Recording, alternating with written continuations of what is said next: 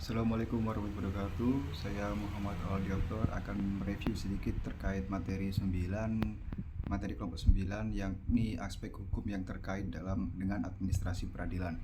Aspek hukum yang terkait dengan administrasi peradilan mencakup berbagai hal yang berkaitan dengan pengelolaan dan penyelenggaraan sistem peradilan. Ini meliputi yang pertama regulasi perundang-undangan, yang kedua adalah penanganan kasus, yang ketiga pelayanan hukum, keempat perlindungan data, kelima keamanan informasi, enam keterbukaan dan transparansi, tujuh pelatihan dan pendidikan. Lalu selanjutnya ada perangkat lunak manajemen kasus dan bisnis basis data. Era ekonomi tradisional merupakan era sebelum teknologi informasi berkembang dengan pesat. Dalam era ekonomi tradisional, perdagangan dana atau transaksi lainnya antar masyarakat dilakukan secara langsung. Transaksi macam ini menuntut para pihak yang akan bertransaksi hadir secara fisik di waktu yang tepat yang bersamaan.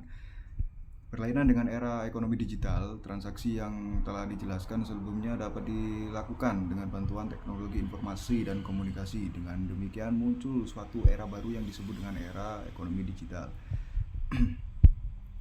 Hal ini menuntut hukum yang mengatur kegiatan tersebut dapat mengikuti atau bahkan mengantisipasi perkembangan ke era ekonomi digital.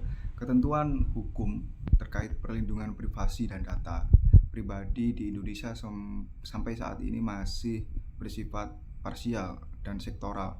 Indonesia memiliki aturan perlindungan data pribadi yang tersebar di berbagai peraturan perundang-undangan. Misalnya Undang-Undang Nomor 36 Tahun 2009 tentang kesehatan mengatur tentang tentang rahasia kondisi pribadi pasien. Sedangkan Undang-Undang Nomor 10 Tahun 1998 tentang perbankan mengatur data pribadi mengenai nasabah yang menyimpan uangnya.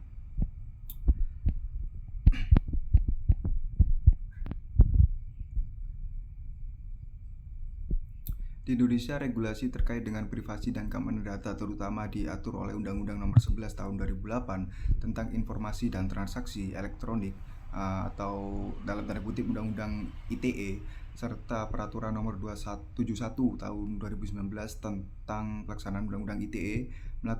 Meskipun Undang-Undang ITE tidak secara khusus berkaitan dengan privasi dan keamanan data, namun beberapa pasal dalam undang-undang tersebut memiliki implikasi terhadap perlindungan keamanan pribadi. Selain Undang-Undang ITE, terdapat beberapa peraturan tambahan yang mengatur aspek privasi dan keamanan data. Antara lain, yang pertama adalah Pengaturan Materi Menteri Komunikasi dan Informatika Nomor 30 Tahun 2016 tentang perlindungan data pribadi dalam sistem elektronik. Yang kedua, Peraturan Bank Indonesia Nomor 20/6/PBI/2018 tentang penyelenggaraan sistem pembayaran.